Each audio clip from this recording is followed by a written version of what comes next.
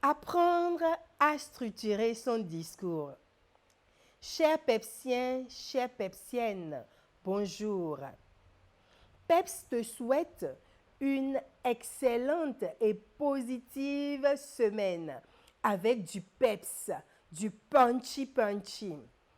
Et je sais que tu as envie de poursuivre ton apprentissage et devenir grand orateur. Pas de crainte. La Pepsienne Francine, à son habitude, va te conduire dans ce long processus. Rappelons-nous, j'avais parlé de 10 émissions. On est sur notre deuxième émission. Donc, la Pepsienne Francine se chargerait, à son habitude, de te conduire dans ce processus avec tout plein de peps, de punchy pour une semaine assurée. Inspiration, motivation et passage à l'action qui sont les maîtres mots de ton émission.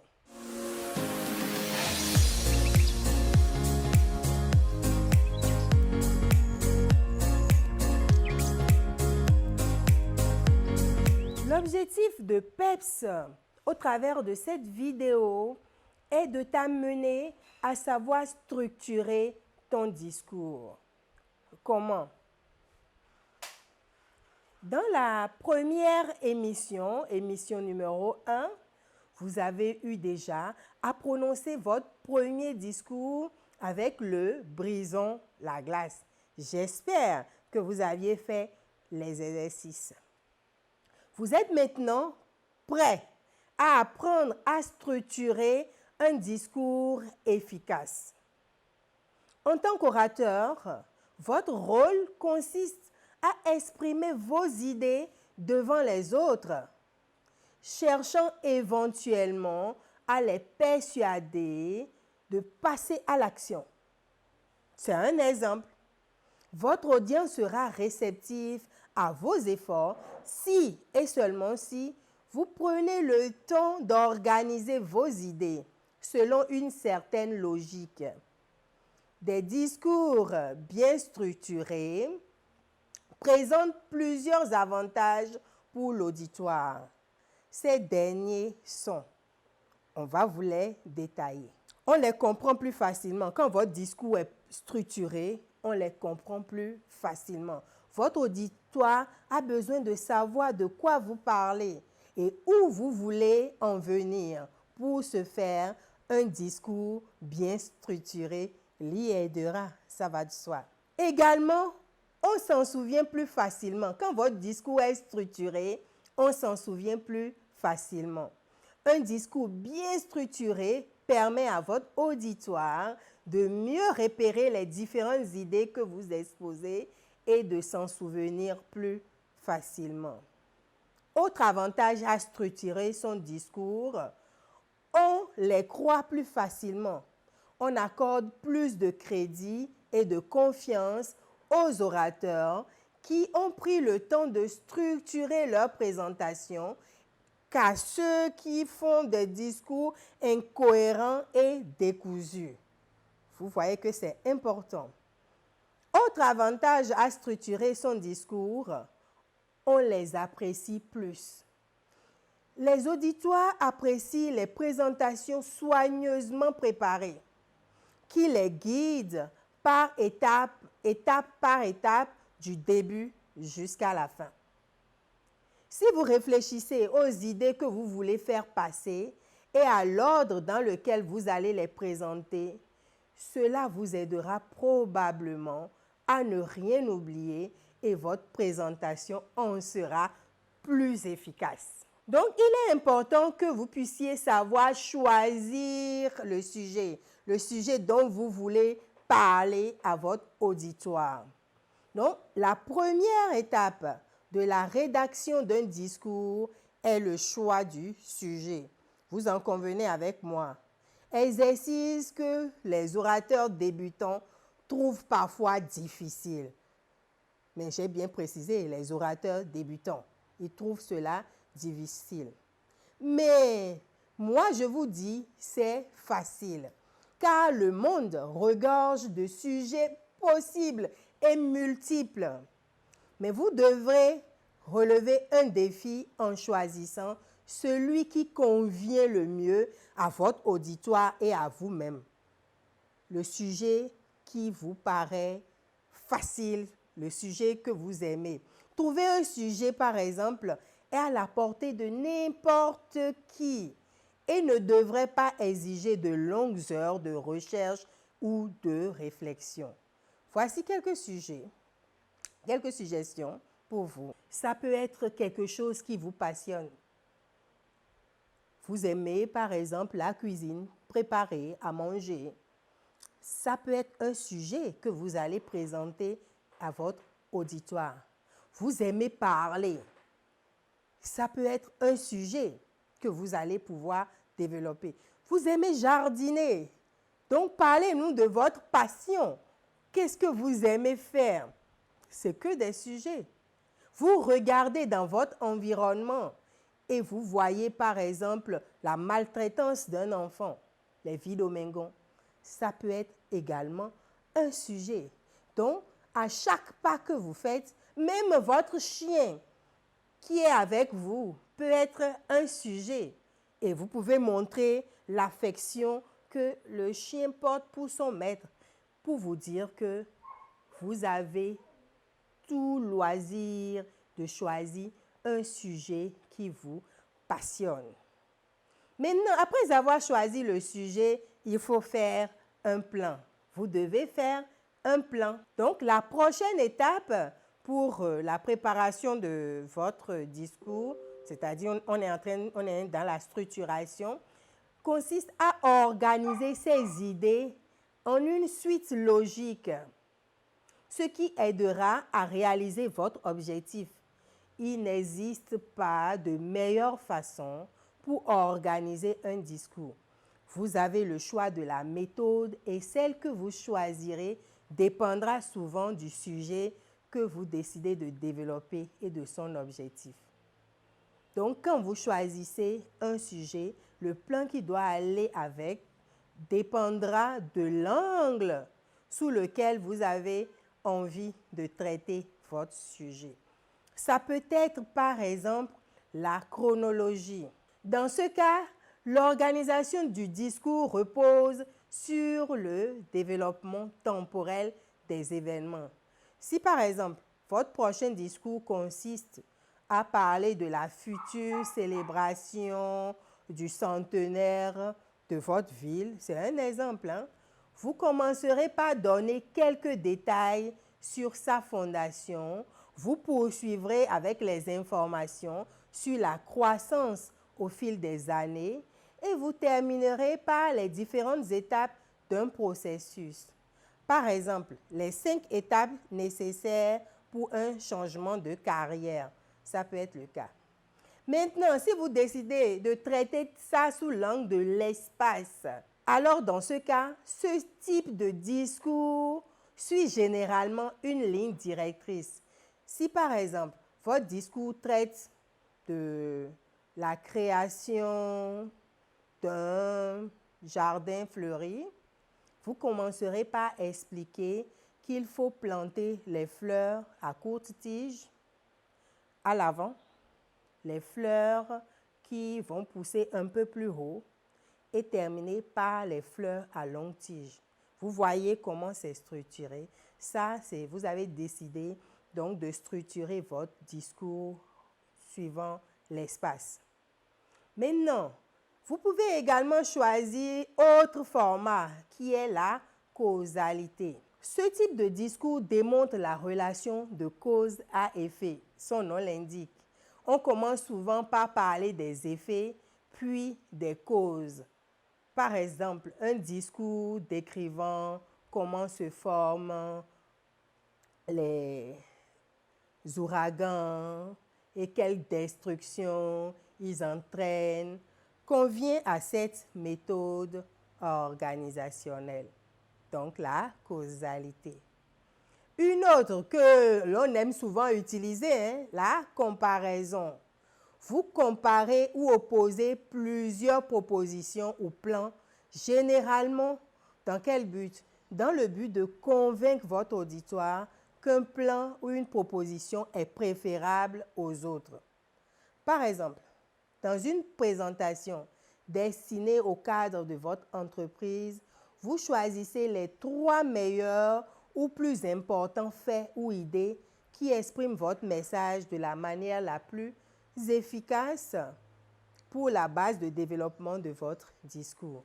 Vous pourrez comparer et opposer 2 propositions concernant un nouveau produit afin de les convaincre qu'une proposition est meilleure que l'autre. Donc, vous faites une comparaison de 2 propositions afin de permettre à votre auditoire de choisir la meilleure en les guidant un peu. Il y a un autre format également, les sujets subsidiaires. Ce type de discours divise le sujet principal en sous-sujets.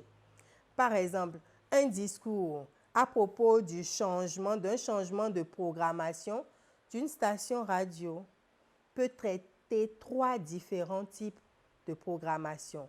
La musique, ça peut être la musique, ou bien les actualités, ça peut être les actualités, et les débats. Donc, il y a des sous-programmes. C'est pourquoi on parle de sujets subsidiaires. Alors, un autre format vous donne plein d'idées pour vous permettre de choisir l'angle pour structurer votre discours. Donc, l'autre format, c'est le problème et sa solution. Vous exposez un problème qui doit être résolu et vous proposez une façon de résoudre ce problème. Ce type de structure est particulièrement efficace si vous essayez de motiver votre auditoire à s'engager dans une action précise.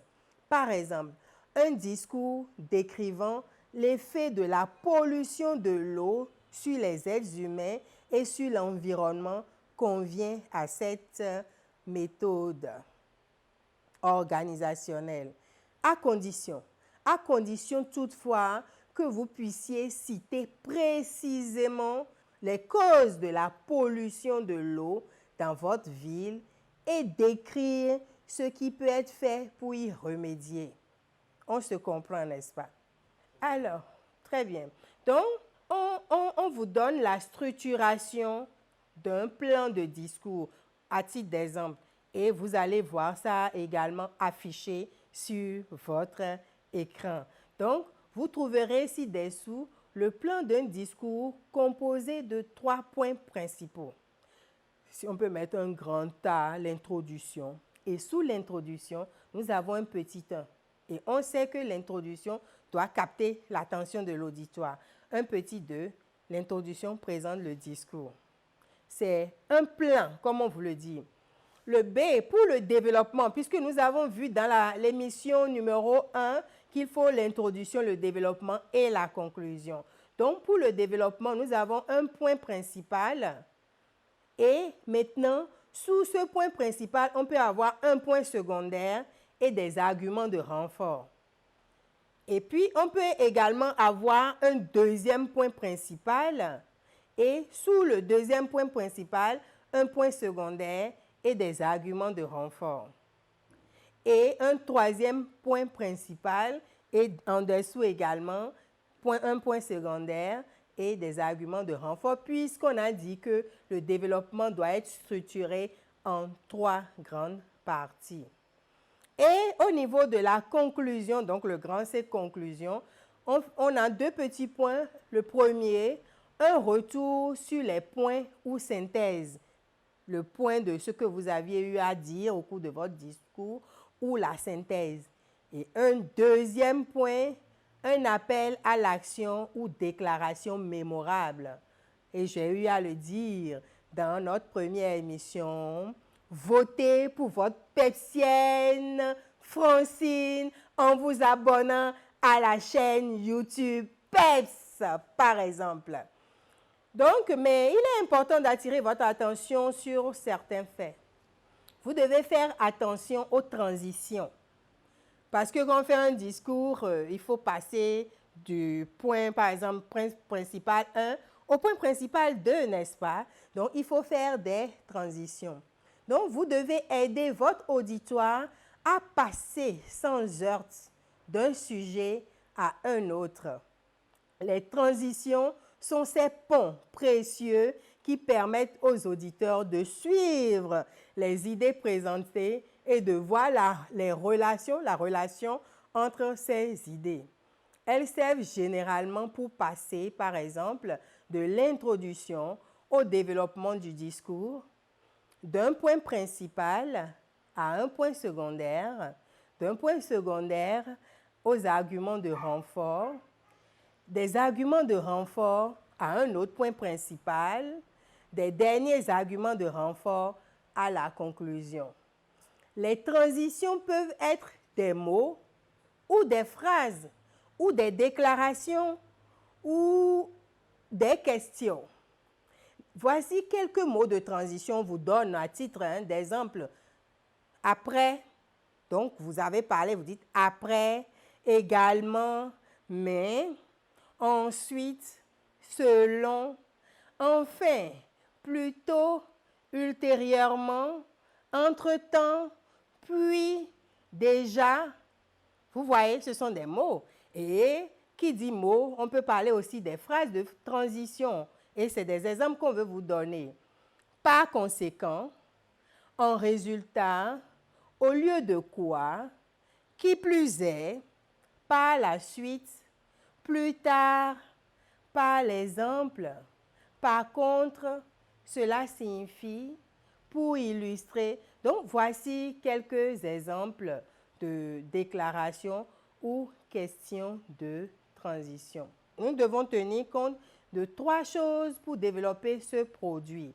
La première chose est, la deuxième chose est, la troisième chose est. Ça, c'est juste un exemple qu'on vous a donné.